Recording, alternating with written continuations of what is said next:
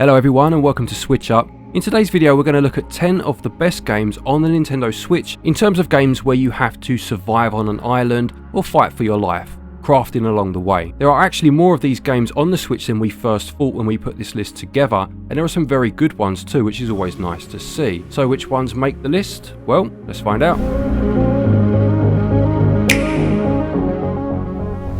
I'm going to start off with Winbound, which recently released on the Switch, and we also have a review of this one on the channel. One of, if not the biggest survival challenge in this game is trying to get enough food to survive. The enemies in the title are quite challenging, and you'll need to do circle strafing and stamina-based combat to take them down. The main heart of the game, and the part I enjoyed the most, was building up my ship. It's completely modular, so you can add dual sails or even triple sails, different platforms, and strangely enough you can actually put a campfire on it, which doesn't seem the safest option. Having played this one through 2 or 3 times now, there's quite a bit I'd actually hope the developers do over the coming months and years, because there's potential here for an absolutely brilliant game. But as it is, when you finish the title, there's nothing after the credits, which was a real disappointment to me. And yeah, like I say, I hope they do a bit more. There's the framework for something great.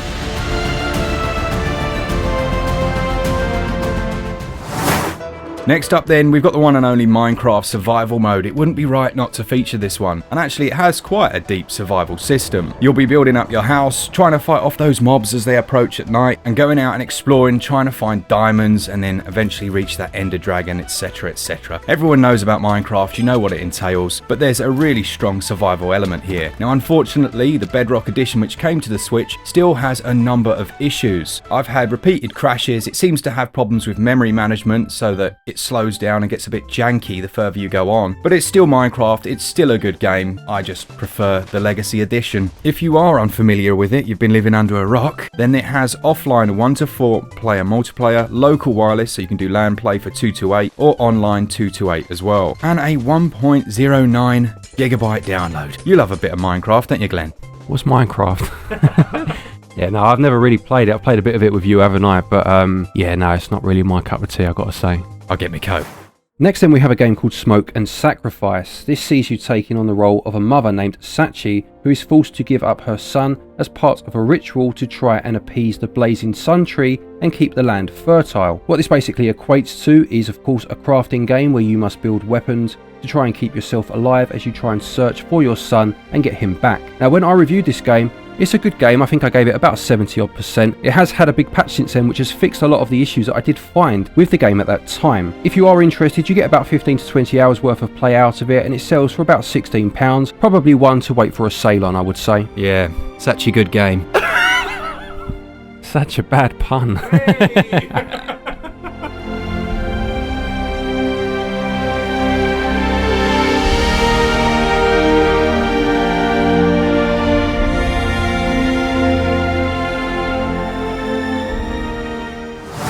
Next up for me is a game I've put a little bit of time into, perhaps not as much as I would like, but it reminded me a bit of the Smoke and Sacrifices Glen's just done. It's called Crashlands, where you play as Flux Davies. It's called Crashlands, where you play as Flux Dabes, a galactic delivery truck driver whose latest shipment gets interrupted by a megalomaniacal, is that the right word? Megalomaniacal, I'm going for it. Megalomaniacal alien named Yugaduko. Yeah, essentially it's the same as the one I've just said.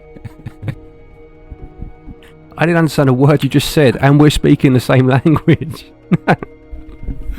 Just trying to get into character along with Yugaduko, Glen. Anyway, before I was so rudely interrupted, much like Smoke and Sacrifice, you'll be moving around the area trying to avoid being killed, collecting and gathering resources, and then using that to help you craft different items. This one was quite overlooked, and in fact, in all honesty, we overlooked it at launch, and then I went back and played it, I think for a buy and avoid video, but it's actually quite a charming title, and I do like that art style. It's almost cartoony in a way, with those cel-shaded characters hand-drawn over the top and hand-drawn backgrounds. It is difficult, there's no two ways about it. It carries a download size of 227 megs, so it's nice and small, and a Metacritic of 7.6. One thing to note is it also has offline 1 or 2 player multiplayer. Next one then, possibly one of the granddaddies of the genre, would you say? This is Don't Starve. In this game you play as a man named Wilson, a scientist if you will, who has been trapped by a demon and transported to a mysterious wilderness. Cue a whole bunch of crafting trying to keep yourself alive. This Switch version comes with Reign of Giants and Shipwrecked DLC for a price of about £17.99.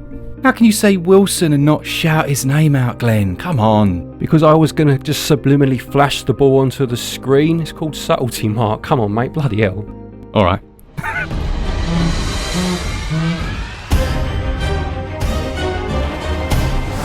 Next up, we've got the legendary Terraria, or Terraria, for that person that's going to say in the comments, you're saying it wrong. Everything here is about survival, crafting and exploring.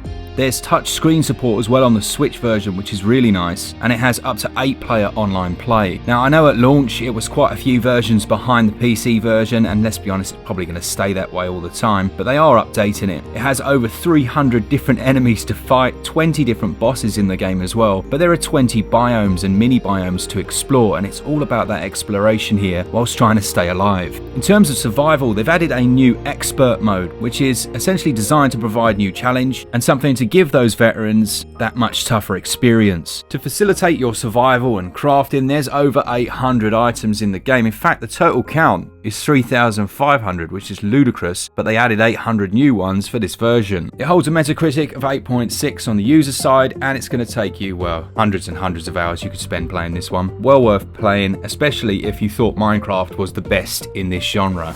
As a massive fan of the Fallout series, anything that's set in a bunker or where I have to go down into a vault to survive gets brownie points from me. I absolutely love the game Sheltered, where you have to design and build a family and then try and have them survive underground. You send them out on different missions to scavenge for items, and then you can build up the equipment within your bunker. Things like training equipment to keep them fit and healthy, different ways of cooking up food, and building the tools which will allow you to create weapons and items that you can take out into the world to either trade or use as a means of procuring what you want. This is a really nice title. It often goes on sale, I will say that, so if it's not on sale at the moment, perhaps wait for a sale. It has a download size of 560 megs, comes from Team 17, and could take you several hundred hours to find and do everything.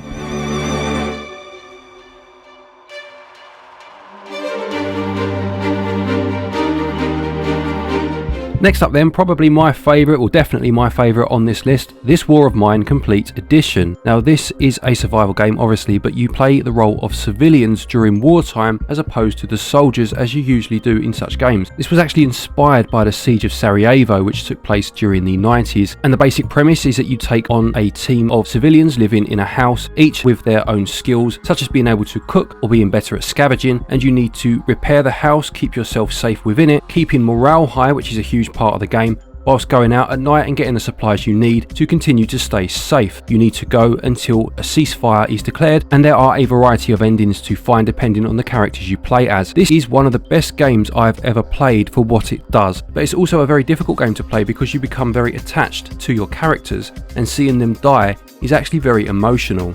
As I mentioned, this is the complete edition and there is some DLC included within that price, and for me, as I said, this is one of the best games on this list. See, this is what you get with SwitchUp. Mark, I like the colours and stuff. Glen, it's got the Siege of Sarajevo in it. Yeah, pretty much. I don't think I need to retort with anything else, yeah.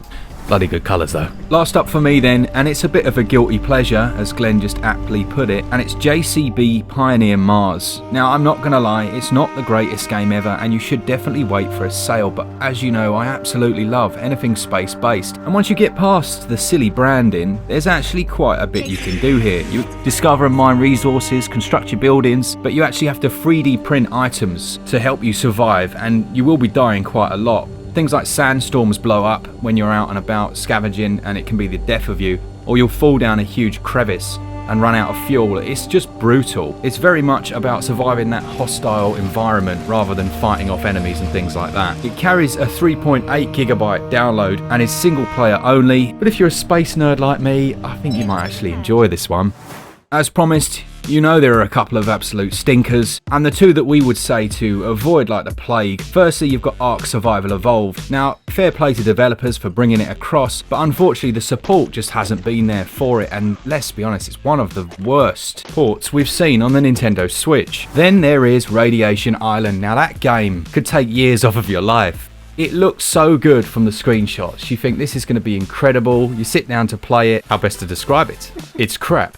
Glenn, help me out. Yeah, it's one of those games where it seems to have all the right points, doesn't it? You look at the screenshots, you look at the basic premise, and then you play it and it's just incredibly underwhelming. I played about an hour of it and then just wished I had a time machine and could go back and get that hour back, but I can't, and it's sad. Upsets me. Lovely. So that's our list of some of the best survival games on the Switch, or at least some of our favourites anyway. This was quite a hard list to do because the parameters or the criteria for this genre, they're quite wishy-washy, aren't they? So we've done our best with what we would say qualifies under our criteria. Any games that we have reviewed, there'll be links to those reviews in the top pinned comment. And yeah, thanks very much for watching. For all things Switch, all the time, keep it Switch up. No, I'm not, but I know it's coming. Some sappy thing you're going to say. See you later. Cheers, guys. See ya!